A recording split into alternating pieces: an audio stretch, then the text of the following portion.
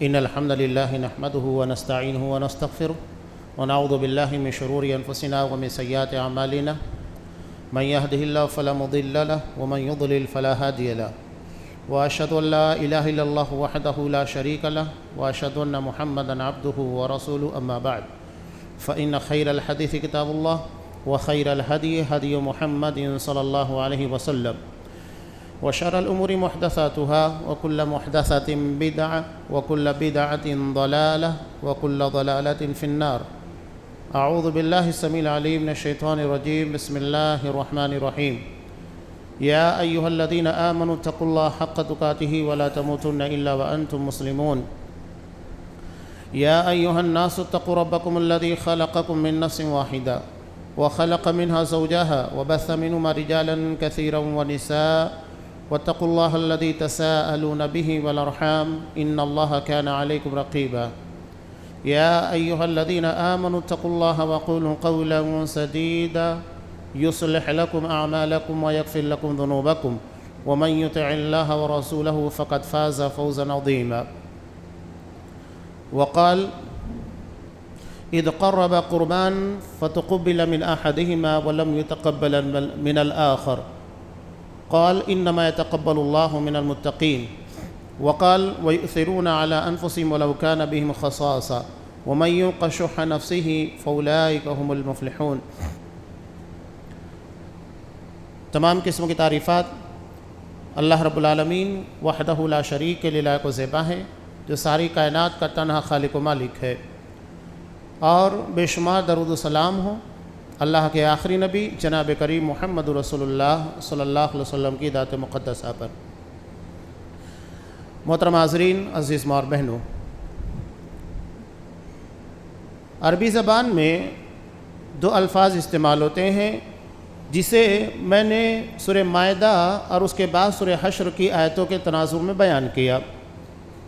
ایک ہے قربانی اور دوسرا ہے ایثار۔ عربی زبان میں یہ دو الگ الگ معنی رکھنے والے الفاظ ہیں، حالانکہ اردو زبان میں ایثار اور قربانی ہم معنی ہوتے ہیں، یعنی دونوں کا مفہوم ایک ہی ہوتا ہے۔ قربانی دینا یعنی کسی کے لیے اپنی ذات کو چھوٹا بنا لینا یا اپنے حق کو چھوڑ کر اسے زیادہ اہمیت دینا، ایثار۔ لیکن عربی زبان میں یہ دونوں لفظ الگ الگ معنی دیتے ہیں۔ قربانی کا مطلب ہے ہر وہ عمل جو اللہ تبارک و تعالیٰ کی رضا کے لیے کیا جائے۔ سورہ مائدہ میں جو واقعہ اللہ نے بیان کیا وہ حضرت آدم علیہ السلام کے دو بیٹوں کا ہے، جب دونوں نے اللہ کے لیے قربانی پیش کی۔ قربانی کیا تھی؟ انہوں نے اپنے اپنے اعتبار سے، جیسا کہ مفسرین نے بیان کیا، کہ ایک قابیل جو تھا اور ایک حابیل، سگے بھائی۔ قابیل جسے اللہ نے بڑا نوازا تھا، لیکن اس نے انتہائی گھٹیا چیز اللہ کی راہ میں پیش کی۔ کچھ بالیاں تھیں جو اس نے لے جا کر اللہ کی راہ میں پیش کی، اور دوسرا وہ تھا حابیل جس نے اللہ رب العالمین کی بارگاہ میں عمدہ اور بہتر سے بہتر چیز کو پیش کیا۔ قرآن ان دونوں کے تناظر میں کہتا ہے فَتُقُبِّلَ مِنْ أَحَدِهِمَا، ان دونوں میں سے ایک کی قربانی، یعنی ایسا عمل جو اس نے اللہ کی رضا کے لیے، اللہ کی نزدیکی حاصل کرنے کے لیے کیا تھا، قبول کر لیا گیا۔ وَلَمْ يُتَقَبَّلْ مِنَ الْآخَرِ، جبکہ دوسرے سے وہ چیز قبول نہیں کی گئی۔ اب یہاں یاد رکھیے گا کہ عمل جب تک اللہ کی رضا کے لیے اخلاص کے ساتھ نہیں کیا جائے تب تک وہ اللہ کی قربت حاصل کرنے کا ذریعہ نہیں بن سکتا۔ ہم چاہتے ہیں کہ اللہ کی قربت حاصل ہو، اس کے لیے سب سے پہلے اپنے دلوں کے اندر اخلاص ہونا چاہیے، اللہ کی رضا کا جذبہ ہونا چاہیے، اس کے بغیر یہ حاصل ہونے والا نہیں۔ اب قربانی میں بھی یہی ہے، آج ہمارا بڑا مسئلہ یہی ہے کہ لوگ قربانی کو لوگوں کو دکھلانے کا ذریعہ بنا چکے ہیں۔ اپنے جانور کو اسٹیٹس پہ لگائیں گے، 10 لوگوں کو لا کر بتائیں گے کہ دیکھو میں کس طرح کا جانور اللہ کی راہ میں قربان کرنے جا رہا ہوں۔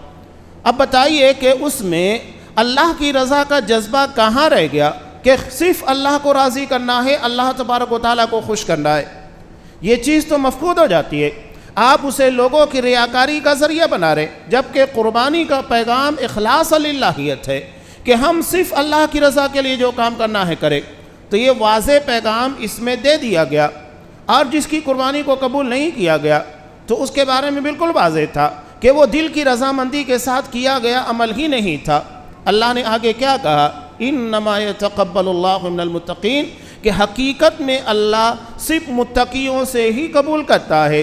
اب یہاں متقی کا مطلب مخلص ہے، یعنی جس نے اپنا عمل صرف اللہ کی رضا کے لیے کیا۔ یہ ایک بہت بڑا پیغام قرآن مجید نے دیا۔ اب دنیاوی اعتبار سے اگر ہم بہت سارے جانور، اچھے سے اچھے جانور لا کر قربان کر دے، لیکن اگر اخلاص نہیں ہے تو آپ کتنے بھی جانور قربان کیجئے گا اور کتنا بھی خوبصورت ہو، بہتر سے بہتر ہو، اگر اس میں اخلاص نہیں ہے تو یہ چیز اللہ کے ہاں قبولیت کا ذریعہ نہیں بن سکتی۔ ایک اہم بات اور بھی کہ اپنے عمل کو کرنے کے بعد اللہ سے قبولیت کی دعا مانگنا چاہیے۔ حضرت ابراہیم، حضرت اسماعیل علیہ السلام یہ دونوں کعبۃ اللہ کی تعمیر کر رہے ہیں، اللہ کا حکم ہے، اور اللہ کے حکم کے مطابق کعبۃ اللہ کی تعمیر کر رہے، اس کے بعد بھی اللہ سے دعا مانگ رہے ہیں، ربنا تقبل منا انک انت السمیع العلیم، کہ اے ہمارے پروردگار یہ عمل جو ہم کر رہے ہیں اسے قبول فرما۔ یہ بہت اہم چیز ہے جو یہاں لا کر بیان کی گئی ہے، اس لیے کہ آپ کتنا بھی بڑا عمل کریں، اگر اللہ اسے قبول نہ کرے تو کیا فائدہ؟ کسی بھی عمل کے کرنے کے بعد اللہ سے قبولیت کی دعا مانگنا چاہیے کہ اللہ اس عمل کو قبول کر لے۔ کوئی بندہ یہ نہ سمجھے کہ میں نے نماز پڑھی، میں نے قربانی کی، میں نے حج ادا کیا، میں نے عمرہ ادا کیا، میں نے زکوٰۃ ادا کی، صدقہ ادا کیا، یہ قبول ہو گیا۔ آپ نے کیسے کہا کہ قبول ہو گیا؟ کس دلیل کی بنیاد کے پر آپ کہہ رہے ہیں کہ آپ کی نیکیاں قبول ہوئی ہیں؟ اللہ سے دعا مانگنا چاہیے کہ اللہ اس نیکی کو قبول کرے۔ اگر اللہ نے قبول نہیں کیا تو وہ نیکی دھری کے دھری رہ جائے گی، کوئی کام آنے والی نہیں ہے۔ تو یہ ہے قربانی، یعنی ہر وہ عمل جس کے ذریعے اللہ کی قربت، اللہ کی نزدیکی حاصل کی جائے۔ یہ اردو زبان کے اندر قربانی ایک مخصوص جانور کو ذبح کرنے کے تعلق سے ہو گیا ہے، لیکن عربی زبان میں قربانی ہر اس عمل کو کہتے ہیں جو اللہ کے قریب کرنے والا، اللہ کی رضا کے لیے کیا گیا۔ چاہے آپ نماز ادا کرے، زکوٰۃ ادا کرے، حج ادا کرے، کوئی بھی نیکی ادا کرے، یہ تمام کے تمام قربانی میں داخل ہے، یعنی ہر وہ عمل جو اللہ کی نزدیکی حاصل کرنے کا ذریعہ بنتا ہے۔ اب جمعہ کے دن کے بارے میں جو روایت ہے اس کے اندر بھی وہی ہے کہ سب سے پہلے جو بندہ اول ساعت کے اندر آتا ہے اس میں کیا بیان کیا گیا ہے؟ کأنما قرب، گویا کہ اس نے اللہ کی بارگاہ میں پیش کیا۔ کیا پیش کیا؟ اونٹ کی قربانی کو پیش کیا۔ ایک اونٹ کو ذبح کرنے کے بعد جو اجر و ثواب ہونا چاہیے ان چیزوں کو پیش کر کے اتنا اجر حاصل کیا۔ اس کے بعد کے مرحلے میں آتا ہے گویا کہ اس نے ایک گائے ذبح کی، اس کے برابر اسے صدقہ خیرات ملا، اس کے بعد مرغی، اس کے بعد انڈا، اس کے بعد ختم۔ جب امام خطبہ دینے کے لیے ممبر پر چڑھتا ہے تو سارا معاملہ کلوز ہو جاتا ہے۔ وہاں پر بھی جو لفظ استعمال کیا گیا وہ قربانی ہے، یعنی اللہ کے قریب کر دینے والا اور اللہ کے تقرب کا ذریعہ۔ دوسرا لفظ ہے جو سورہ حشر کی آیت میں اللہ نے ارشاد فرمایا، اور وہ ہے ایثار۔ ایثار کا مطلب کیا ہے؟ اپنی ذات کے پر دوسروں کو ترجیح دینا، اور قربانی کا اصل پیغام یہی ہے۔ سوچئے گا کہ ایک جانور جسے ہم مہنگی قیمتوں میں خریدتے ہیں، کیا پورا کا پورا جانور رکھ لیتے ہیں؟ اور اگر کوئی رکھتا ہے تو اس کا مطلب یہ ہے کہ اللہ کی رضا کے لیے اس نے کیا ہی نہیں، اپنے کھانے کے لیے کیا۔ قربانی ایثار یہ ہے کہ آپ اس جانور کے گوشت کو زیادہ سے زیادہ لوگوں کے درمیان تقسیم کریں۔ آپ صلی اللہ علیہ وسلم نے کیا حکم بیان کیا؟ جب ایک سال مدینہ کے اندر مسئلہ یہ درپیش ہوا کہ باہر کے کچھ غریب افراد مدینہ میں آ گئے اور لوگوں کے پاس گوشت کی قلت ہو گئی، تو آپ صلی اللہ علیہ وسلم نے 3 دن سے زیادہ گوشت کو ذخیرہ کرنے سے منع کر دیا تاکہ تمام لوگوں تک گوشت پہنچ جائے۔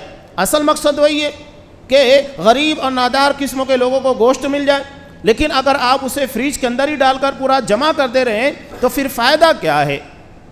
تو یہ اصل چیز۔ اب یہاں اس ضمن میں ایک مسئلہ یہ بھی یاد رکھیے کہ اگر کسی بستی کے اندر یہ حالت کنڈیشن ہوتی ہے کہ وہاں قربانی کرنے کے بعد زیادہ سے زیادہ لوگوں کو گوشت کی ضرورت ہے، افراد زیادہ ہیں، قربانی کرنے والے افراد کم ہیں، تو ایسی صورت میں گوشت آپ 3 دن سے زیادہ نہ رکھیے گا تاکہ لوگوں تک وہ پہنچ جائے۔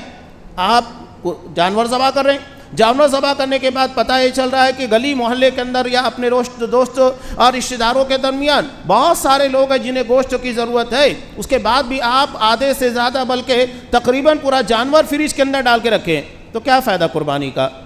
آپ ایثار نہیں ہے نا آپ کے اندر۔ ایثار کا مطلب ہے اپنی ذات کے پر دوسروں کو ترجیح دینا۔ قرآن مجید نے کیا بیان کیا؟ وَيُؤْثِرُونَ عَلَىٰ أَنفُسِهِمْ وَلَوْ كَانَ بِهِمْ خَصَاصَةٌ، کہ وہ اپنی ذات کے پر دوسروں کو ترجیح دیتے ہیں حالانکہ وہ خود زیادہ مستحق ہوتے ہیں، یعنی اپنے حق کے باوجود بھی دوسروں کو وہ چیز عطا کر دینا جس کی ضرورت ہمیں خود زیادہ ہے۔ اور اس واقعے کے اندر جس واقعے کے تناظر میں آیت نازل ہوئی، حضرت ابو طلحہ انصاری رضی اللہ تعالیٰ عنہ، جن کے پاس نبی کریم صلی اللہ علیہ وسلم کا ایک مہمان آیا۔ سب سے پہلے جب وہ مہمان آیا، آپ صلی اللہ علیہ وسلم نے اپنے گھر کے اندر دیکھا 9 کے 9 بیویوں کے پاس 9 کے 9 بیویوں کے گھروں کے اندر کھانے کے لیے کچھ نہیں تھا سوائے پانی کے۔ اس کے بعد آپ صلی اللہ علیہ وسلم نے کہا کہ کون ہے جو اس کی مہمان نوازی کرے گا؟ حضرت ابو طلحہ انصاری رضی اللہ تعالیٰ عنہ کھڑے ہوئے اور کہا کہ اللہ کے رسول، میں آپ کے مہمان کو اپنی گھر لے جانا چاہتا ہوں۔ ٹھیک ہے، لے کر گئے۔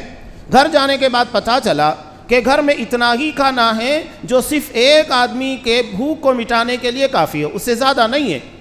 تو انہوں نے کہا کہ ٹھیک ہے، ایک کام کرو، رات کے وقت جب مہمان آئے تو چراغ کو تیل ڈالنے کے بہانے لے جانا، اور اس کے بعد مہمان اچھے طریقے سے کھانا کھا لے گا، ہم بھوکے رہ جائیں گے۔ حضرت ابو طلحہ انصاری رضی اللہ تعالیٰ عنہ نے رات کے اندھیرے میں ایک ایسا عمل کیا جسے دنیا کی نگاہوں نے نہیں دیکھا، جن کے بارے میں نہ ان کے پڑوسیوں کو پتہ لگا نہ ان کے دوستوں کو پتہ لگا کہ ابو طلحہ انصاری نے کیا کام کیا ہے کہ خود بھوکے رہے، اپنی بیوی کو بھوکا رکھا، اپنے بال بچوں کو بھوکا رکھا۔ یہ آسان بات نہیں تھی، حالانکہ ان کے بچے بھی بھوکے ہیں، خود بھی بھوکے ہیں اور ان کی بیوی بھی بھوکی ہے، لیکن اپنی ذات کے پر دوسرے کو ترجیح دی اور مہمان بھر پیٹ کھا کر سو گیا۔ اب بتائیے کہ ان کی یہ نیکی کا عمل کسی کو پتا تھا؟ کسی کو نہیں پتا۔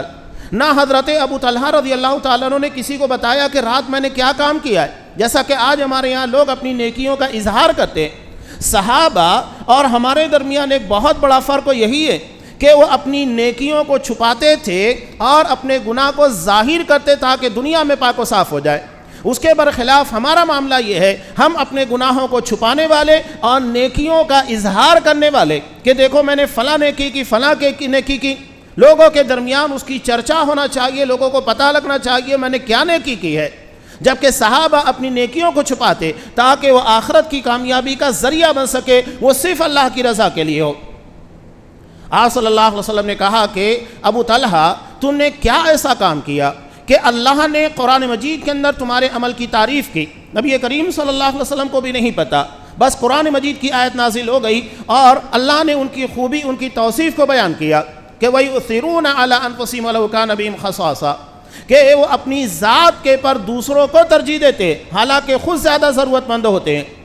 تب حضرت ابو طلحہ انصاری رضی اللہ تعالیٰ عنہ نے اس واقعے کو بیان کیا جسے قرآن مجید نے اشارے کی زبان کے اندر بیان کیا۔ اس کے بعد قرآن مجید کیا کہتا ہے؟ وَمَن يُوقَ شُحَّ نَفْسِهِ، جو اپنے نفس کے شح سے بچا لیا گیا۔ شح کا مطلب عام طور سے ترجمہ کیا جاتا ہے لالچ۔ لالچ نہیں ہے، لالچ حقیقت میں لالچ ہی ہے، لیکن اس کی تفسیر یہ کہ بندہ جتنا حق اس کے لیے نکلتا ہے اتنا اس سے زیادہ لینے کی کوشش کرے، یہ ہے شح۔ اور دنیا کے اندر سب سے بڑی اور بنیادی وجہ لڑائی جھگڑوں کی یہی ہوتی ہے کہ آپ جتنا حق نکلتا ہے اس سے زیادہ لینے کی کوشش کریں، یہیں سے معاملات بگڑتے ہیں۔ قرآن مجید نے، شریعت اسلامیہ نے ہم کو اپنے حق سے زیادہ لینے کا حکم نہیں دیا، یہ تو ظلم ہے کہ آپ اپنے حق سے زیادہ لینے کی کوشش کریں۔ اب دیکھیے وراثت کے معاملات کے اندر عمومی طور پر کیا ہوتا ہے؟ جھگڑے کب پیدا ہوتے ہیں؟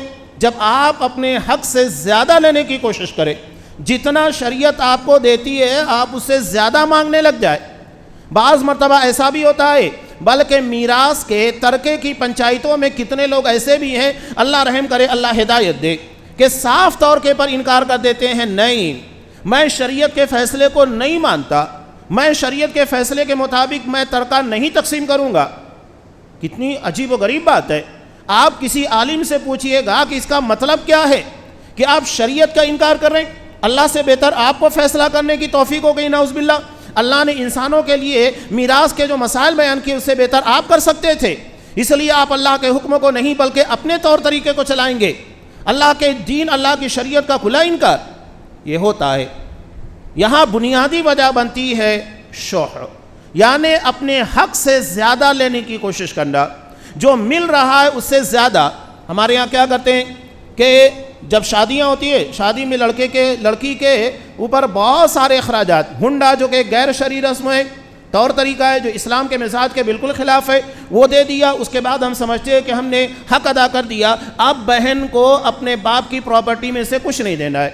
یہ تو برہمنوں کا مسئلہ ہے، اس لیے کہ ان لوگوں کے ہاں ان کے اپنے دھرموں کے اندر بیٹی کے لیے کوئی حصہ نہیں ہے۔ شریعت اسلامیہ میں حصہ رکھا گیا ہے بیٹی کے لیے کہ لڑکے کے مقابلے میں اس کو آدھا دیا جائے گا، یعنی اگر 1,00,000 روپے بھائی کو ملتا ہے تو بہن کو 50,000 روپے ملے گا، یہ شریعت نے طے کیا۔ لیکن ان لوگوں کے ہاں یہ کچھ بھی نہیں ہے، تو باپ اپنے طور طریقے سے کہ میری بیٹی کو، میری اولاد کو کچھ مل جائے، وہ شادی کے موقع کے پر ہنڈے کی شکل میں دینا شروع کیا کہ میری بیٹی کو کم سے کم کچھ تو میری زندگی کے اندر مل جائے، مرنے کے بعد تو کچھ ملنے والا نہیں ہے۔ تو یہ ان لوگوں کا طور طریقہ ہے، مسلمانوں کا نہیں ہے۔ مسلمانوں کے لیے میراث ہے، شریعت ہے، آپ اس کے مطابق اپنے بہن کا حق دیجئے گا۔ اب یہاں خیر یہ الگ بات کہ لوگ اعتراض کرتے ہیں کہ بھائی کو، یعنی بیٹے کو 2 حصہ ملتا ہے، اس کے بالمقابل لڑکی کو، بہن کو 1 ہی حصہ کیوں ملتا ہے؟ سب سے بڑی بات یہ ہے کہ اگر بیٹے کو 2 حصہ مل رہا ہے اس کی ذمہ داری کتنی بڑی ہے کہ وہ اپنے لیے، اپنے بال بچوں کے لیے، تمام لوگوں کے اخراجات کا ذمہ دار ہے، سب لوگوں کے پر اسے خرچ کرنا ہے۔ لیکن بہن کو جب وہ 1 حصہ ملے گا تو وہ کیا کرے گی؟ اس سے کوئی ذمہ داری نہیں دی گئی ہے، بلکہ اس کا شوہر اخراجات کا ذمہ دار بنتا ہے، بہن کی کوئی ذمہ داری نہیں ہوتی ہے۔ تو اگر دیکھا جائے تو شرعی اعتبار سے یہ 1 حصہ بھی اس کے لیے بہت بڑا ہوتا ہے، شریعت نے اس کے پر احسان کیا ہے۔ بہرحال یہ اصل مسئلہ پیدا ہوتا ہے شح سے کہ آپ اپنے حق سے زیادہ لینے کی کوشش کریں، یہی شریعت کے مزاج کے برخلاف ہے۔ یہاں ضمناً ایک واقعہ، آپ بنارس سے کتاب جامعہ سلفیہ سے چھپی تھی کہ انسانی اعضاء کی پیوند کاری کے متعلق بہت سارے مسائل تھے، اس کے اندر ایک اہم چیز یہ بھی تھی کہ بغداد سے ایک شخص مدینہ آیا، تو مدینہ کے شخص نے اس بغدادی سے پوچھا کہ آپ لوگوں کے یہاں ایثار کیا ہے؟ ایثار، تو اس نے کہا ہمارے یہاں ایثار یہ ہے کہ اگر کھانا کھانے کو ملتا ہے کھا لیتے ہیں ورنہ سو جاتے ہیں۔ تو اس نے کہا کہ یہ کام تو مدینہ کے کتے بھی کرتے ہیں، اس لیے کھانا ملتا ہے کھا لیتے ہیں ورنہ سو جاتے ہیں۔ ہمارے یہاں ایثار یہ ہے کہ اگر ہمارے پاس کھانا موجود ہے، اس کی ضرورت ہمیں زیادہ ہے، لیکن کوئی دوسرا آ جاتا ہے، کوئی پڑوسی مانگنے کے لیے آ جاتا ہے، تو ہم اپنی ذات کے پر ترجیح دیتے ہوئے اسے وہ کھانا دیتے ہیں، یہ ہمارے یہاں ایثار ہے۔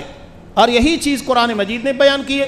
حضرت ابو طلحہ انصاری رضی اللہ تعالیٰ عنہ کے واقعے میں قربانی کا اصل پیغام یہی ہے، آپ اپنی ذات کے پر دوسروں کو ترجیح دینا سیکھیے گا، اس سے محبت بڑھتی ہے اور سماج اور معاشرے کے اندر ایک دوسرے کے رشتے مضبوط ہوتے ہیں، جبکہ لالچ، اپنے حق سے زیادہ وصول کرنے کی حرص انسان کے درمیان تعلقات کی خرابی کا ذریعہ بنتی ہے۔ یہ ناچاکیوں کا، رشتوں کے توڑ دینے کا ایک بہت بڑا سبب ہے۔ تو ایثار ہم کو سکھایا گیا ہے۔ نبی کریم صلی اللہ علیہ وسلم کے زمانے کی وہ حدیث جسے حضرت عائشہ رضی اللہ تعالیٰ عنہ نے بیان کیا، مسلم کی، بڑا پیارا واقعہ ہے۔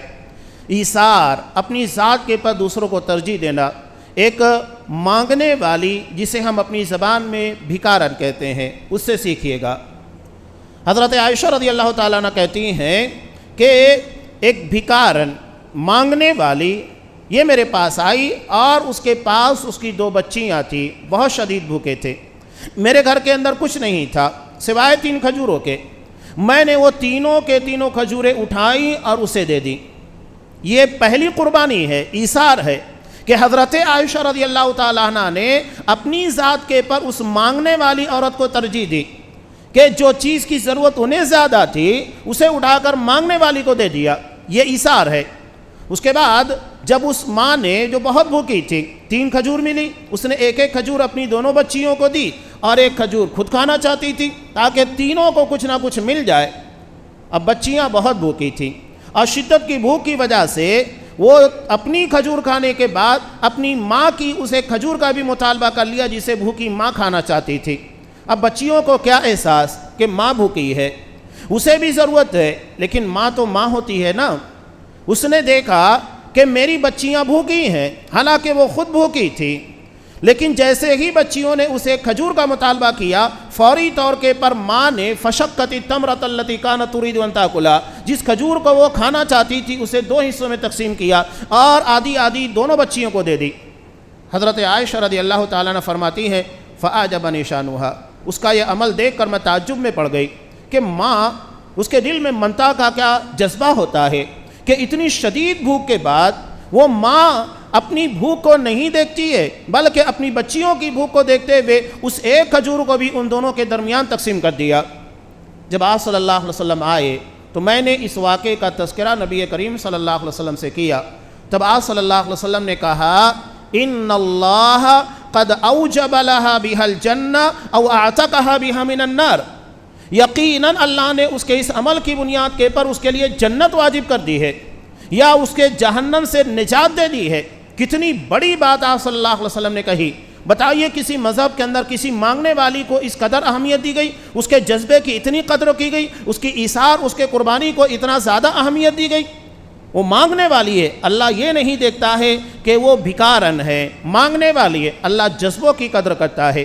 اگر کوئی انسان لاکھوں جانور ذبح کر کے بھی لوگوں کے درمیان تقسیم کر دے لیکن ایثار اور ہمدردی کا جذبہ نہ ہو تو کوئی فائدہ نہیں ہے، لیکن اگر ایک کھجور بھی ایثار اور دوسروں کو اپنی ذات کے پر ترجیح دینے کے جذبے کے ساتھ کھلائی جائے وہ نجات کا ذریعہ بن سکتی ہے۔ بتانے کا مقصود یہ ہے دونوں نے ایک قربانی دی، ایک حضرت عائشہ رضی اللہ تعالیٰ عنہ نے کہ جو 3 کھجوریں وہ کھانا چاہتی تھی اسے اٹھا کر اس مانگنے والی کے حوالے کیا، اور اس ماں نے دوسری قربانی دی۔ ایک تو حضرت عائشہ کی قربانی تھی، دوسری اس ماں کی قربانی تھی جس نے اپنی ذات کے پر ترجیح دیتے ہوئے اپنی دونوں بچیوں کو بھوکا نہیں رہنے دیا بلکہ اپنی کھجور ان لوگوں کے درمیان تقسیم کی۔ یہی اصل قربانی ایثار جو قرآن مجید ہم کو بتا رہا ہے۔ اور انسان کے اندر جب لالچ، حرص، طمع، یہ تمام چیزیں پیدا ہوتی ہے تو اس کی بنیاد کے پر سماج کے اندر بھی بہت سارے فساد پیدا ہوتے ہیں، بہت ساری برائیاں جنم لیتی ہے۔ قرآن ایثار اور ہمدردی کے ذریعے ہمارے رشتوں کو مضبوط کرنا چاہتا ہے۔ قرآن مجید قربانی کا حکم اسی بنیاد پر دیتا ہے کہ فصل لربک وانحر، کہ اپنے رب کے لیے قربانی کیجئے اور اس کے بعد نماز پڑھیے اور قربانی کیجئے۔ اب یہاں ایک بات اور بھی ہے کہ بہت سارے ایسے جو نماز پڑھتے ہی نہیں ہیں اور اس کے بعد قربانی کرتے ہیں۔ سوچئے قرآن پہلے کہہ رہا ہے نماز ادا کیجئے، اس کا ایک مفہوم تو بالکل واضح ہے کہ پہلے آپ نماز عید ادا کیجئے اس کے بعد قربانی کیجئے گا، یہ اس کا بالکل واضح مفہوم بھی ہے، لیکن یہاں یہ بھی ہے کہ آپ نمازی بنیے اس کے بعد قربانی کیجئے گا، آپ کا نمازی ہونا بھی شرط ہے۔ ہمارے ہاں یہ بات بہت اچھے طریقے سے بیان کی جاتی ہے کہ جس طرح قربانی کے جانور کے اندر ہم عیب کو تلاشتے ہیں کہ کوئی عیب نہ ہو، ہر چیز کو اچھے طریقے سے کھنگال کر لیتے ہیں، تو اللہ بھی ہماری نیکیوں کے بارے میں بے عیب نیکی چاہتا ہے کہ نیکیوں میں کوئی عیب نہیں ہونا چاہیے۔ جس طرح جانور بے عیب ہوتا ہے اس طرح قربانی کرنے والے کو بھی بے عیب ہونا چاہیے، اور سب سے بڑا عیب اس کے پاس شرک، خرافات، بدعت کی شکل میں ہے کہ آپ حضرت ابراہیم علیہ السلام کی سنت ادا کرنے جا رہے ہیں اور آپ کو توحید کا ہی نہیں پتہ ہے، آپ کو یہی نہیں پتا ہے کہ اللہ رب العالمین کو کس طرح ماننا چاہیے، اس کے پر ایمان و یقین کیسے ہونا چاہیے، اللہ پر توکل کیسے ہونا چاہیے، یہ پتہ ہی نہیں ہے، تو آپ قربانی کس چیز کی کر رہے ہیں؟ صرف جانور ذبح کر رہے ہیں؟ نہیں، یہ صرف گوشت خوری کا نام نہیں ہے، اس کے پیچھے ایک پیغام ہے۔ قرآن یا شریعت ہمیں کسی چیز کو عمل کرنے کا جب حکم دیتی ہے تو یہ کسی بھی حکمت سے خالی نہیں ہوتا ہے، یہ حکمت سے بھرا ہوا ایک عمل ہے اور جس کے پیچھے بہت سارے فوائد ہیں۔ بلکہ آج تو ایک غیر مسلم بھی اس بات کا اعتراف کرنے لگا ہے کہ مسلمانوں کے قربانی کے تہوار کی وجہ سے بہت سارے لوگوں کو سال بھر روزگار ملتا ہے، اور اگر قربانی کے جانوروں کے پر ہی توجہ دی جائے تو بہت سارے لوگوں کو ایک بڑی شکل میں روزگار مل جائے گا جانور کو پالنے کی بنیاد پر۔ اس کے بعد جب وہ سال میں تیار کرنے کے بعد بیچیں گے انہیں ایک بڑی رقم ملتی ہے، یہ ایک الگ چیز ہوتی ہے، پورا سال کاروبار چلتا ہے۔ قربانی تو یہ تو ظاہری طور پر ہمارے سامنے 4 دنوں کا عمل ہے، 4 دن آپ صلی اللہ علیہ وسلم سے قربانی ثابت ہے، تو یہ 4 دن کا عمل، لیکن اس کی تیاری پورے سال کی جاتی ہے۔ اب اس کے ساتھ کتنے لوگ جڑتے ہیں؟ جانوروں کو پالنے والے، ان کی دیکھ ریکھ کرنے والے، یا ان کو چارہ پانی دینے والے، اتنے سارے لوگوں کے روزگار ہیں۔ پھر جانور کے ذبح ہونے کے بعد چمڑے کا کاروبار الگ ہوتا ہے، گوشت تو صرف چند دنوں کے لیے کھایا جاتا ہے، لیکن اس کے دیگر اعضاء کے ذریعے جو کاروبار بیپار ہوتا ہے وہ ایک طویل مدت کے لیے ہوتا ہے۔ یعنی ایک تہوار کے ذریعے بہت سارے لوگوں کا کاروبار منافع جوڑ دیا گیا ہے، جو صرف ہمیں 4 دنوں میں نظر آتا ہے، لیکن اس کی تیاری کے پیچھے بہت سارے لوگوں کے روزگار جڑے ہوئے، اور یہ اعتراف ایک مسلمان نہیں، ایک نان مسلم کر رہا ہے کہ ایک مسلمانوں کے تہوار کی بنیاد کے پر جانوروں کی تیاری، انہیں قربانی کے لیے تیار کرنا، چارہ پانی، ان تمام چیزوں میں آپ دیکھیے تو غیر مسلموں کو ایک بہت بڑا فائدہ اور بینیفٹ ملتا ہے، بلکہ عمومی طور کے پر دیکھا جائے تو یہ فائدہ انہی لوگوں کو ملتا ہے، جانور کے پالنے والے وہی ہوتے ہیں۔ یہ مسئلہ بہرحال یہاں قرآن نے بیان کیا ایثار اور قربانی، جسے میں آپ کے سامنے لا کر پیش کیا۔ اس کے بعد جو اس کا پیغام تھا جو میں آپ کو بتانا چاہ رہا ہوں، چند منٹوں کے اندر چند باتیں ہیں کہ آپ قربانی جب کرتے ہیں یا کوئی بھی عمل اللہ کی رضا کے لیے کرے، وہ رائے گاہ نہیں جاتا ہے، بلکہ جو عمل اللہ کی رضا کے لیے کیا گیا وہ اپنا صلہ، اپنا بدلہ لے کر آتا ہے۔ حضرت ابراہیم علیہ السلام کے واقعے میں آپ کو ایسے بہت ساری مثالیں ملے گی۔ حضرت ابراہیم علیہ السلام اپنے والد سے انتہائی نرمی سے باتیں کرتے ہیں، سمجھاتے ہیں، اس کے بعد بھی نہیں مانتے، یہاں تک کہ انہیں اپنا وطن، اپنی بستی چھوڑنا پڑا۔ یہ عراق کے مقام ار میں رہنے والے تھے، وہاں سے آتے ہیں مکہ۔ اب سوچئے اللہ نے انہیں ایک شہر کو چھوڑنا پڑا، کس کے لیے؟ اللہ کے دین کی خاطر۔ نتیجہ کیا ہوا؟ اللہ نے انہیں مکہ جیسا عظیم شہر عطا کیا کہ جہاں پر آج ہر مسلمان جانے کی تمنا کرتا ہے، ہر کسی کے دل میں جذبہ ہے۔ یہ حضرت ابراہیم علیہ السلام اور ان کے واقعے کے تناظر کی تمام یادگاروں کو زندہ کرتا ہے۔ یہ قربانی کی بنیاد پر ہوا کہ اللہ کے لیے جب آپ ایک چیز اختیار کریں گے، اپنی کسی محبوب ترین چیز کو چھوڑیں گے، اللہ اس کے بدلے میں اس سے کہیں زیادہ شاندار اور بہتر چیز عطا کرے گا۔ بخاری کی روایت ہے، آپ صلی اللہ علیہ وسلم نے کہا کہ قیامت کے دن سب سے پہلے جسے لباس پہنایا جائے گا، اس لیے کہ سارے مادرزاد برہنہ ہوں گے، سب سے پہلے جنہیں لباس پہنا جائے گا وہ حضرت ابراہیم علیہ السلام ہوں گے۔ کیوں؟ اس کی وجہ یہ ہے کہ جب انہیں آگ میں ڈالا جانے لگا تو جسم کا لباس بھی اتار لیا گیا تھا، تو جو قربانی انہوں نے اللہ کے لیے کی، اللہ نے اس سے بہتر صلہ آخرت میں دیا کہ میرے دین کی خاطر، میری توحید کے خاطر تمہیں ننگا کیا گیا، قیامت کے دن تمام لوگوں کے سامنے سب سے پہلے لباس تمہیں پہنایا جائے گا اعزاز کے طور پر۔ یہ صلہ ہے۔ حضرت ابراہیم علیہ السلام نے اپنے باپ کو چھوڑا، اپنے رشتہ داروں کو چھوڑا، تو اللہ نے اس کے بدلے میں انہیں کیا عنایت کیا؟ یہ تو مکہ مل گیا شہر کے اعتبار سے، نسل کیسی ملی؟ تمام انبیاء کی نسل حضرت ابراہیم علیہ السلام کے ذریعے جاری ہوئی، اسی لیے انہیں ابو الانبیاء کہا جاتا ہے، یعنی تمام نبیوں کے باپ۔ یہاں سے نبیوں کا سلسلہ شروع ہوا، اس کے بعد کسی اور نسل کے اندر کوئی نبی نہیں آئے، سارے انبیاء حضرت ابراہیم علیہ السلام کی نسل سے آئے۔ یہ بہت بڑا اعزاز، یعنی اللہ کی خاطر انہوں نے اپنے باپ کو چھوڑا تو اللہ نے انبیاء کی نسل عنایت کر دی۔ یہ صلہ ہوتا ہے۔ اب دیکھیے اپنے والد کے ساتھ نرمی تھی، باپ مشرک تھا، بہت اچھے انداز سے سمجھایا، یا ابت لما تعبد ما لم تسمع، کہ آپ ایسے کی عبادت کیوں کرتے ہیں جو سنتا نہیں ہے۔ تو ساری چیزیں انہوں نے بڑے اچھے انداز سے اپنے والد کو سمجھائی، نہیں مانے۔ اللہ نے ایسی اولاد عطا کی جو اللہ کے حکموں کے پر اپنی جان قربان کرنے کے لیے تیار۔ حضرت اسماعیل علیہ السلام، یہ صلہ ہے کہ باپ جو مشرک تھا ان کے سامنے انہوں نے بہترین بیٹے کا کردار ادا کیا، اپنے باپ کی بھلائی چاہی، تو اللہ تبارک و تعالیٰ نے ایسی اولاد عطا کی جو اللہ کے لیے مر مٹنے کے لیے تیار، اللہ کے حکم کے سامنے اپنے آپ کو ذبح کرنے کے لیے تیار۔ یہ صلہ ہوتا ہے، اللہ یوں ہی نہیں آزماتا ہے۔ اور یہاں ایک بات یاد رکھیے، حضرت ابراہیم علیہ السلام کو جو مقام امامت ملا، منصب امامت، یعنی تمام نبیوں کا سلسلہ انہی کی نسل میں رکھا گیا، اس کی بنیادی وجہ ہے آزمائشیں، قربانیاں، اللہ کے لیے دیگر چیزوں کو، چاہے وطن کو کہیے، ماں باپ کو کہیے، ہر کسی کو چھوڑا اللہ کی خاطر۔ تو اگر ہم اپنی زندگی میں اللہ کی خاطر کسی گناہ کو یا کسی محبوب ترین چیز کو بھی چھوڑتے ہیں، آزمائش کے طور پر اگر ہم کو ڈالا گیا، تو سمجھ لیجئے اس سے بہتر صلہ ہمیں یقیناً اللہ دے گا، اگر اس عمل کے اندر اخلاص ہوگا، للہیت، اللہ کو راضی کرنے کا جذبہ ہوگا۔ ورنہ اگر ریاکاری ہے تو پھر نماز بھی ضائع ہے، حج بھی ضائع ہے۔ ریاکاری کا وائرس جہاں داخل ہوا اسے برباد کر دے گا۔ بلکہ ایک آدمی نماز ادا کرتے ہوئے بھی مصلی ہے، نماز ادا کر رہا ہے، ریاکار ہے، ریاکاری کا وائرس ہے، مشرک بن جاتا ہے۔ من صلی یرائی فقد اشرک، کہ اگر کوئی ریاکاری کے جذبے کے ساتھ لوگوں کو دکھانے کے لیے نماز پڑھتا ہے تو حقیقت میں مشرک ہے، وہ اللہ کے لیے نہیں بلکہ لوگوں کے لیے ایک عمل انجام دے رہا ہے۔ تو قربانی میں بچیے گا کہ اتنا پیسہ لگانے کے بعد ہماری قربانی ضائع نہ ہو، وہ اپنا حقیقی صلہ بدلہ لے کر آئے۔ لیکن یہ کب ہوگا؟ جب دلوں میں اخلاص ہوگا۔ حضرت ابراہیم علیہ السلام کی طرح اللہ کی خاطر اپنی چیزوں کو قربان کرنے کا جذبہ ہوگا، تب یہ تمام چیزیں پیدا ہوگی۔ تب ہماری اولاد حضرت اسماعیل علیہ السلام کی طرح ہوگی، لیکن اس کے لیے ہمیں ابراہیم کی طرح بننا ہوگا۔ ایسا نہیں ہے کہ ہم چاہیں کہ ہماری اولاد اسماعیل کی طرح ہو اور ہم نمرود کی طرح کام کر رہے ہیں، تو یہ کیسے ممکن ہے؟ نمرود کی اولاد اسی کی طرح بنے گی۔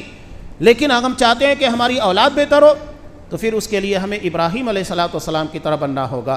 ہم چاہتے ہیں کہ ہماری مائیں، ہماری بہنیں حضرت حاجرہ، حضرت سارہ علیہ السلام کی طرح ہو، تو اس واقعے کے اندر دیکھیے آپ کو بہت کچھ ملے گا۔ آپ اگر باپ ہیں تو آپ کے لیے حضرت ابراہیم علیہ السلام کا نمونہ، بیٹے ہیں تو حضرت اسماعیل کا نمونہ، اور ہماری مائیں اور بہنیں ان لوگوں کے لیے حضرت حاجرہ اور حضرت سارہ علیہ السلام کا نمونہ۔ سوچئے کہ ایک ماں کی تڑپ اور جذبے کو دیکھ کر اللہ نے چشمہ جاری کیا زمزم کا، جو قیامت تک کے پیاسوں کی پیاس کو بجھاتا رہے گا۔ ایک ماں اور ایک بیٹے کی جذبے کی اس قدر اللہ نے قدر کی ہے۔ یہ اللہ نیکیوں کی قدر کرتا ہے۔ اللہ ہمیں اس کی توفیق دے، اور جو قربانی ہم کرنے جا رہے ہیں یہ اسی کا موسم بہار ہے۔ اللہ تبارک و تعالیٰ اس کا پیغام سمجھنے، جس کی بنیاد پر ہماری زندگی کے اندر ایثار اور قربانی کا جذبہ پیدا ہوتا ہے، اپنی ذات کے پر دوسروں کو ترجیح دینے کا شوق پیدا ہوتا ہے، یہی اصل میں پیغام قربانی ہے۔ اللہ تبارک و تعالیٰ اس پیغام کو سمجھنے اور اس کے پر عمل کی توفیق دے۔ اخوت، بھائی چارہ جو قربانی کے جذبے کے ذریعے پروان چڑھتا ہے، اللہ اس پیغام کو سمجھ کر عملی طور کے پر ان چیزوں کو اختیار کرنے کی توفیق عطا فرمائے، آمین۔ بارک اللہ لنا ولکم فی القرآن العظیم ونفعنی وإیاکم بالآیات والذکر الحکیم، انہ تعالی جواد کریم ملک رؤوف رحیم۔